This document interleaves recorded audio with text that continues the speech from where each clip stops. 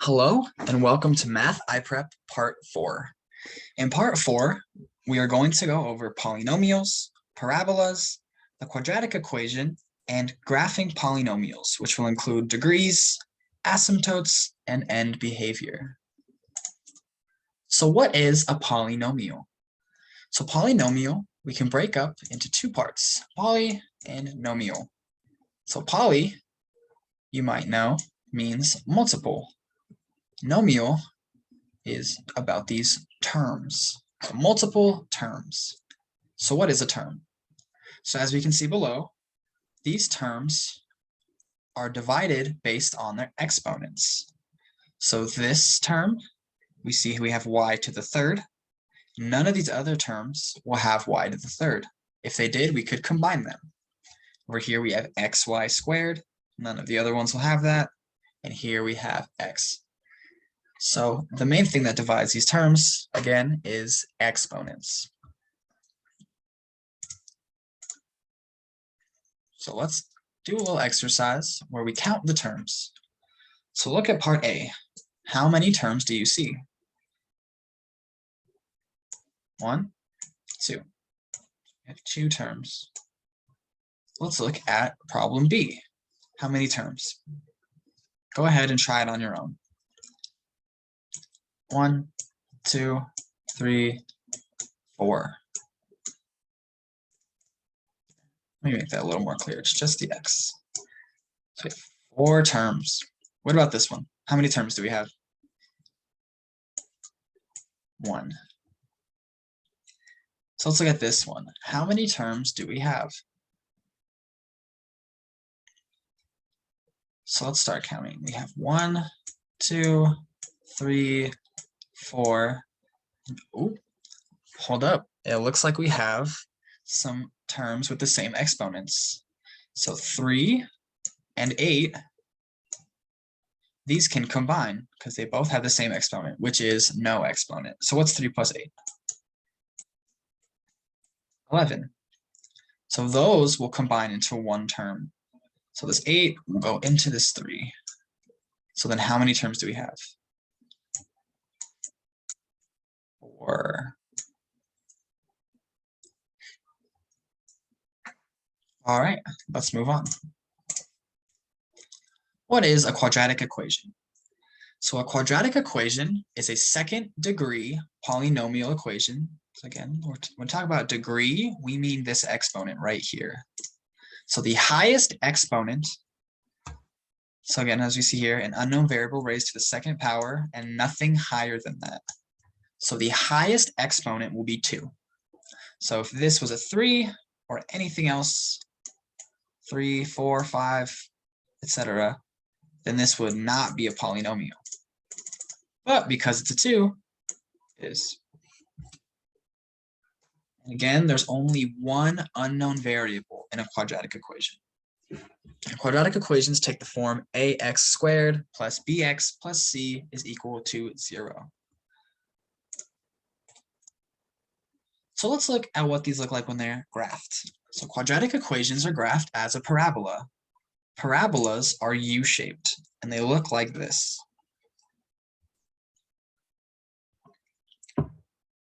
So you can see the only difference between these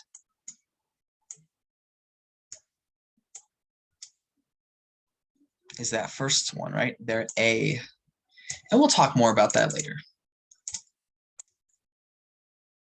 So let's think about solving. And solving is a step for graphing. So if you think about part 3, or if you've watched part 3 of IPREP, then we went over solving for x. So that'll come and help, that will be very helpful later. But for now, these are the values that you're going to want to solve. So you want to find the x-intercepts, which this is usually what we calculate and solve when we're thinking about solving for x. But we'll also need to solve for the vertex, and then also we need to think about the width. So let's look at kind of some examples of this. So ax squared plus bx plus c equals 0. That's, of course, our quadratic equation. F of x is equal to ax minus h2 plus k. This one is all about the vertex. So remember, the vertex is going to be this part of the graph right here. And that's what this is right here. So when we're looking at our ax squared plus bx plus c, here's what we can tell just from looking at the equation. When we look at our a value, the larger that value is, the thinner the parabola is. And a smaller a value will produce a very wide parabola. So you see 8x, and it's pretty narrow. We see 1x, and it's pretty wide. And this is 1/8x, but it's zoomed out. But it would be a little bit wider if we were zoomed into the same window. So here's another thing about that a value. A negative a value will flip the parabola upside down. Like in this one, we have a negative 1/8, so it's upside down. So now let's go back to that second equation. HK, so we see the H and the K, is the vertex, the center of the parabola curve. So H is also equal to negative b over 2a. And this is really what you're going to need and what you'll use. This equation, you can solve for that through there. And there's another thing that's involved, some more steps that we don't really need to go over here. So we'll focus mainly on this equation right here. H equals negative b over 2a. And of course, we know what our b and our a are. So k is found by plugging in h to the equation at every x. So you find your h value, and then you just plug that into all your x's here and here. And then whatever you get, that is going to be k. So this can also be represented as f of h, which is why we have this function up here. So you must place your x-intercepts at the correct location, and the parabola must go through all of them. So remember, the intercepts are where it crosses. So we have here and here, here and here, and this one just a couple. So those are, of course, all of the intercepts. So make sure you always have those, and that they go through all of them. So this is just a little bit more to show you that when we increase that a value, it makes the graph wider. So our biggest value 2, it has the thinnest, and then 1 is a little wider, 1/2 is wider. And then that green line that goes off the screen, that's going to be negative, which is why it goes down. So let's look at some examples of how to actually graph, right? So we have y equals 5x squared minus 20x plus 15. So if you recall from part 3, we can factor this. So we find the x-intercepts, and that will tell us where y equals 0. So here we solve. We can factor out 5 from all of this, right? So we can take the 5 out of here. 20 divided by 5 is 4. 15 divided by 5 is 3. So we end up with 0 equals x squared minus 4x plus 3. So a hint, solve for x, however, is easiest. This can be by factoring or using the quadratic formula. So in this case, it's factoring. So we have x minus 3 and x minus 1. And so we know that our answers are x equals positive 1 and positive 3. Something to note here is that you'll see there's a negative sign here, but this is definitely a positive 3. And the reason is 3 minus 3 equals 0, right? It's not, if it was negative 3, we put negative 3 minus 3, and that would equal negative 6, not 0.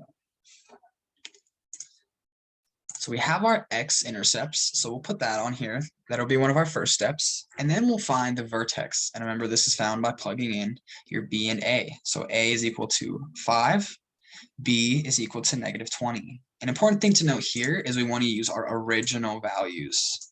So not this one when it comes to our vertex. We want to use our original values. We plug that in, and when we simplify, we find that our coordinates are 2, negative 5.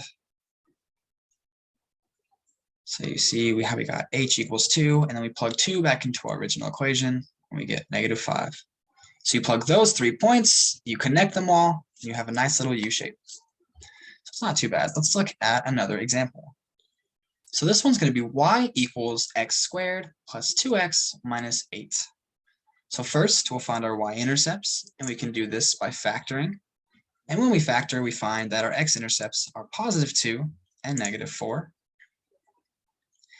Make sure you try this on your own. I guess I forgot to mention that for the first part, but you have the equations. So go ahead and try this on your own. Pause the video and see if you can get the answer before I show it. So next, we'll find the vertex. Let's go ahead and pause. The vertex is going to be, of course, this is our formula. It's going to equal -1. We plug that back into our main function, f of -1, and then we get -9. So our vertex is -1, -9.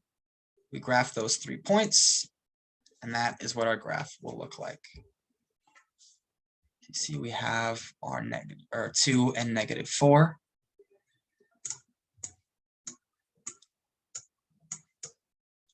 And then we have our -1, -9. And another thing, of course, that we've talked about earlier, right? This is our y-intercept, -8.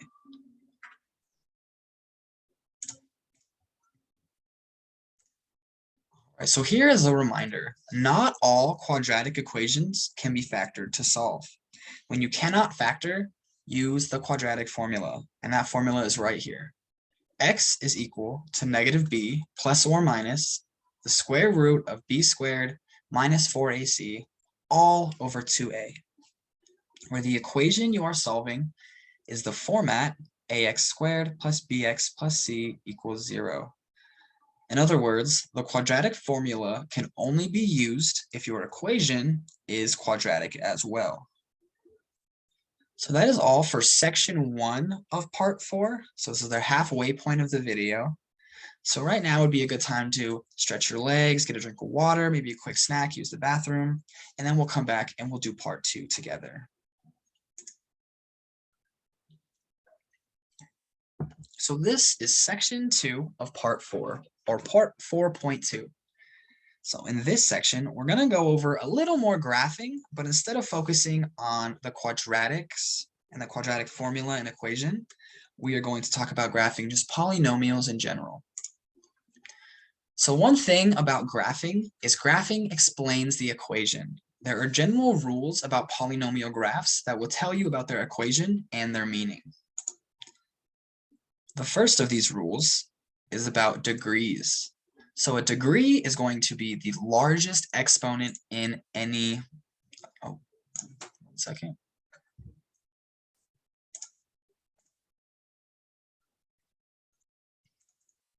Degree is the largest exponent in any of your equations. So a first degree, you will have an x with no exponent. And if there's no exponent, that also means to the 1. Here you'll have x squared, x to the 3rd, x to the 4th, x to the 5th, and x to the 6th. So one thing that the degree tells you is how many vertices you have. So if n is your degree, so x to the n, then your number of vertices is n minus 1. So you see when we have x to the 2, we have 1 vertice, x to the 3, we have 1, 2 vertices, and so on, right? 4 with 3, 5 with 4, and 6 with 5. So right away, just by looking at an equation, you see what the highest exponent is, and that exponent is going to tell you about the number of vertices you have. Let me clear this really quickly. So the next thing we'll talk about is vertical asymptotes. So vertical asymptotes are vertical lines near which the function grows without bound. In other words, a vertical asymptote, it kind of approaches infinity or negative infinity. So it represents a value at which a rational function is undefined. So that value is not in the domain of the function. I'm sorry, another thing, it's not just infinity. Also, it could be because the denominator is equal to 0, right? So you can imagine that as this x value continues, the y value gets extremely large, positive, negatively, and approaches infinity. So yeah, those are the two things we could have. It either is approaching infinity or the denominator is equal to 0. These usually go hand in hand. So here we have this, right? These dotted lines represent kind of infinity, right? So when it gets to that x value, the y is eventually just getting so big, it's basically infinity. It kind of just represents ever more, right? It just keeps going. So next we'll talk about end behavior. I would highly recommend that you guys write all of these rules down. They're going to be very, very helpful. We're going to go over them one by one. And we're going to have a practice video of a lot of practice problems up as well. And this will go over, we'll use this a whole lot during that. So I definitely recommend writing this in your notes and also maybe taking a picture, but definitely write it in your notes. So if the degree of the polynomial is even and the leading coefficient, so let's talk about what some of this means first. So we're looking at ax squared plus bx. Actually, not even really. I guess I'm making assumptions. So the degree of the polynomial is even. So remember, degree is the highest. So in this case, it will be squared, right? And the leading coefficient is positive. So the leading coefficient is whatever variable is before x, which is why I put ax squared up there. But this could really be anything, right? It's just the only thing important here is it's positive. So positive a. So you have a positive leading coefficient and an even degree. That means both ends of your graph will go up. So the end behavior on the left is up, and on the right, it is up. If the degree is even, so again, we're going to go back to degree being even. So again, we have x squared, let's say. We'll put x to the 4. But the leading coefficient is negative, right?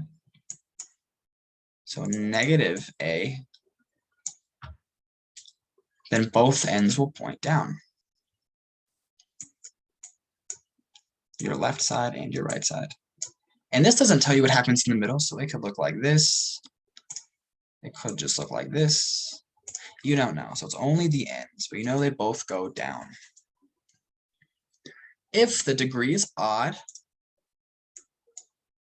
so let's say x to the 3 this time, and the leading coefficient is positive, so positive a, then the left side goes down and the right side goes up. So left down, right up. If the degree is odd and the leading coefficient is negative, it's going to be x to the 5th, negative a. Then the left side goes up, and the right side goes down. So that is end behavior. So now let's go ahead and see what happens when we put all of that together. So first, we have this problem right here. Negative 3x to the 3rd plus 75x. So first, we can see our degree is odd, which I don't have to write because I'm pretty sure it'll pop up. And the leading coefficient is negative. Then the left side of the graph points up, and the right side points down. Number of vertices, remember, we take our n minus 1. So what's 3 minus 1? It's 2. Then we factor to find our x-intercepts. We can factor out 3x from both of these, and so on. And when we do that, we end up getting x plus 5 and x minus 5, and also 0. So an important thing to note here is we have 3 x's. So we have 0, because negative 3 minus 0 equals 0. And then that could, of course, make the whole thing equal 0. We have negative 5. And we have positive 5. So you see, we have it here. We have it here. Sorry. Here, here, and here. So you see how our end behavior is. You see our number of vertices. And you see our x-intercepts. I could use some different colors to kind of help point these out. So end behavior.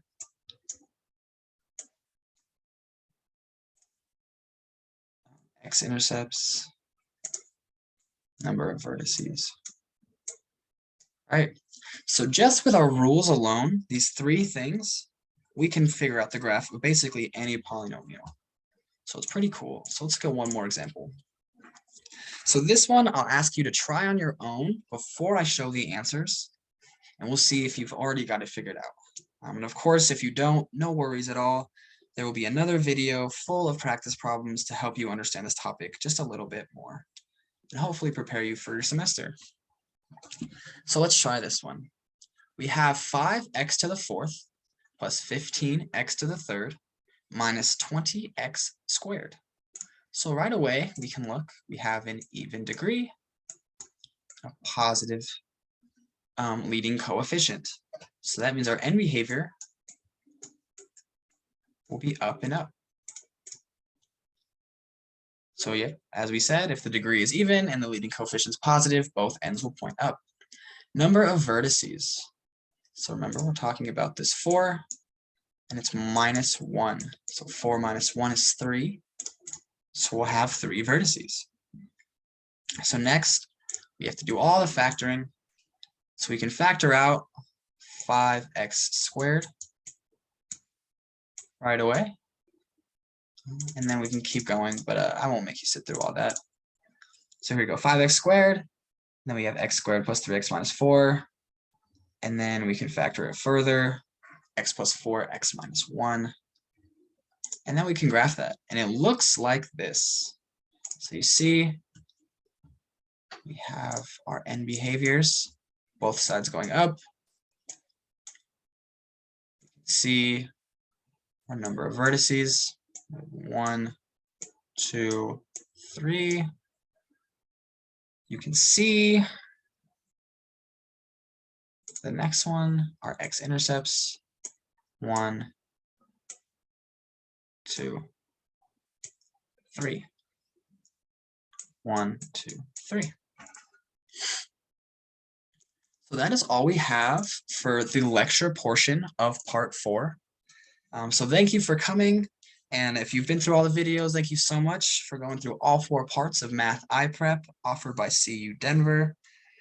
We really appreciate you guys watching this video, and I hope you guys check out the other videos as well, because these practice problem videos, they really, I feel like, help kind of nail down these concepts and these topics that can be a little bit trickier. So thank you for coming, and I hope that you've watched more videos.